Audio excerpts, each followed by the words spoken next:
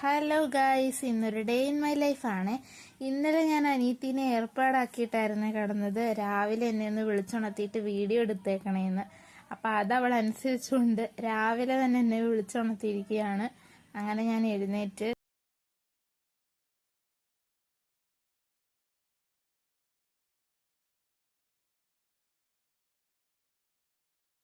പുറത്തിറങ്ങി വന്നപ്പോഴത്തേന് ഇതാ ചേച്ചി മുറ്റം അടിച്ചുകൊണ്ടിരിക്കുന്നേ. അമ്മച്ചി അപ്പോഴേക്കും ഷെഡിൽ നിന്ന് തീ കത്തിക്കാൻ വേണ്ടിയിട്ട് വിറകെടുത്തിട്ട് വരുമായിരുന്നേ. അകത്ത് കയറി നോക്കാൻ നേരത്ത് അനിയനും അനിയത്തിയും കൂടെ ആൻറ്റീനെ വീഡിയോ കോൾ ചെയ്തുകൊണ്ടിരിക്കുകയായിരുന്നേ. അപ്പം ഞങ്ങളെല്ലാവരും കുറച്ചു നേരം സംസാരിച്ചേ. ഇവിടെ അപ്പച്ചൻ കുരുമുളക് നട്ടിട്ടുണ്ട്. അപ്പം രാവിലെ തന്നെ അതിലെ കുരുമുളകെല്ലാം പറിച്ചെടുക്കുവാണ്. അപ്പം ഞാനും അനിയനും കൂടെ പോയി നിന്ന് കണ്ടുകൊണ്ടിരിക്കുകയാണ് ഗൈസ്.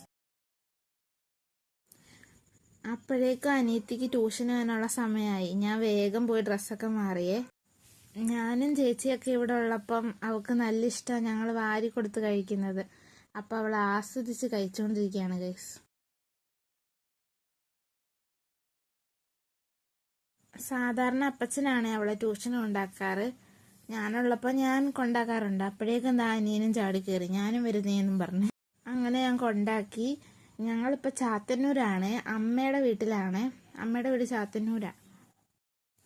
ഇടയ്ക്ക് ഇതുപോലെ വെക്കേഷൻ ആവുമ്പോഴാണ് ഞങ്ങൾ ഇങ്ങോട്ട് വരുന്നത്. അപ്പം ഇന്നലെ വൈകിട്ട് വന്നതാണ്. ഇന്ന് വൈകിട്ട് ഞങ്ങളങ്ങ് തിരിച്ചു പോവേ.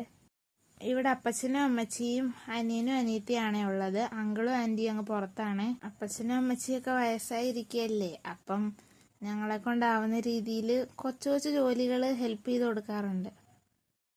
ഇവൻ ഭയങ്കര കുറുമ്പനാണ് ഗൈസ്. ഞാൻ എന്ത് ജോലി ചെയ്താലും അവൻ ഇടയ്ക്ക് വന്നിട്ട് അവിടെ കുളവാക്കും ഗൈസ്. അനിയത്തിനെ പോലെ തന്നെ നല്ല ഇഷ്ടമാണ് ഇവന് ഞങ്ങളാരെങ്കിലും വാരി കൊടുക്കുന്നത്. അങ്ങനെയാണെങ്കിൽ അവൻ നല്ലപോലെ ഫുഡ് കഴിച്ചോളും. അമ്മച്ചിയുടെ മെഡിസിൻസ് ഒക്കെ തീർന്നായിരുന്നേ. അപ്പം അമ്മച്ചി അത് മേടിക്കാൻ വേണ്ടിയിട്ട് ഹോസ്പിറ്റലിൽ പോകാൻ പോകുമായിരുന്നേ. അപ്പം ഞാൻ കുറച്ചൊന്ന് തൂക്കിയ വാരിയൊക്കെ ചെയ്തേ. ഒരു 10 മണിയായപ്പോഴേക്കും ബ്രേക്ക്ഫാസ്റ്റ് കഴിക്കാമെന്ന് വിചാരിച്ചു. ഇന്നിവിടെ ദോശയും കടലയായിരുന്നേ. അങ്ങനെ ഞാനതെടുത്ത് കൊണ്ടുവച്ചിരുന്ന് കഴിക്കുകയായിരുന്നേ. അമ്മച്ചിയുടെ ദോശയും ഇടിയപ്പവും അപ്പമൊക്കെ എനിക്ക് ഭയങ്കര ഇഷ്ടമാണ്. ഇവിടെ വരുമ്പോഴല്ലേ ഇങ്ങനെ വായിക്ക് രുചിയുള്ളതൊക്കെ കഴിക്കാൻ പറ്റത്തുള്ളൂ. ഹോസ്റ്റലിൽ ഇതൊന്നും കിട്ടത്തില്ലല്ലോ ഗൈസ്. അത് കഴിഞ്ഞപ്പോൾ കുറച്ച് ക്ലീനിങ് പരിപാടി ഉണ്ടായിരുന്നേ. അപ്പം ഇവിടെ തേങ്ങയാണെങ്കിൽ ചിരകിയിട്ട് സ്റ്റോക്ക് ചെയ്ത് ഫ്രിഡ്ജിൽ വെക്കും. അപ്പം ചേച്ചി ചെയ്തുകൊണ്ടിരിക്കുകയായിരുന്നേ.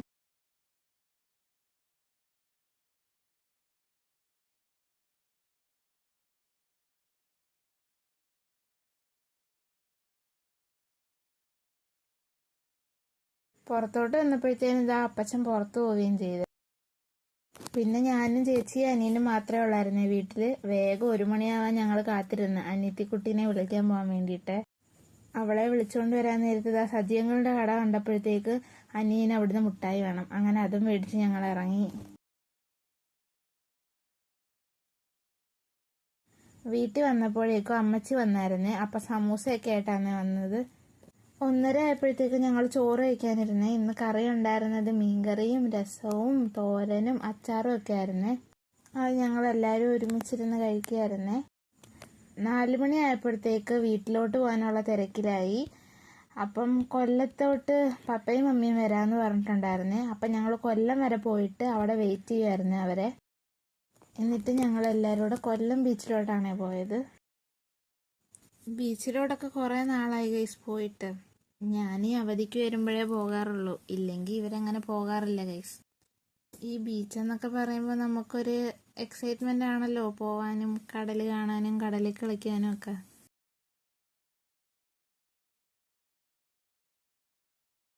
ഞങ്ങളിങ്ങനെ അങ്ങോട്ടും ഇങ്ങോട്ടും നടക്കുമ്പോഴേക്കും അതാ ആകാശത്തൂടെ പട്ടം പറന്നു പോന്നു. അങ്ങനെ അതും നോക്കി കുറച്ചു നേരം നിന്നു. അത് കഴിഞ്ഞപ്പോഴത്തേക്ക് വിശന്നു. കേക്ക് ഇങ്ങനെ ക്രീമൊക്കെ മുക്കിയിട്ട് വിൽക്കുന്നുണ്ടായിരുന്നേ. അപ്പം അതൊരു പാത്രം വാങ്ങിച്ചു. പിന്നെ ബംഗാളി ഫുഡ് 2-3 പ്ലേറ്റ് വാങ്ങിച്ചു.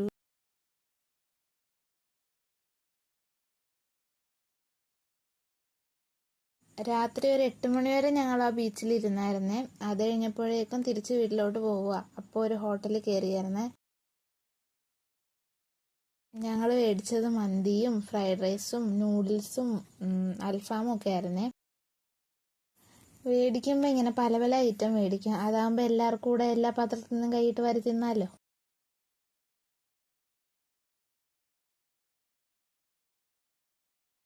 അപ്പോൾ ഗൈസ് ഇന്ന് ഇത്രയൊക്കെ ഉള്ളൂ. അപ്പോൾ ആദ്യമായിട്ട് എൻ്റെ വീഡിയോ കാണുന്നവരുണ്ടെങ്കിൽ ഒന്ന് സബ്സ്ക്രൈബ് ചെയ്ത് ലൈക്ക് ചെയ്ത് ഷെയർ ചെയ്ത് ഒന്ന് സപ്പോർട്ട് ചെയ്തേക്കണേ. ഇനി നല്ല നല്ല വീഡിയോ ആയിട്ട് വരുന്നവരേക്കും ബൈ.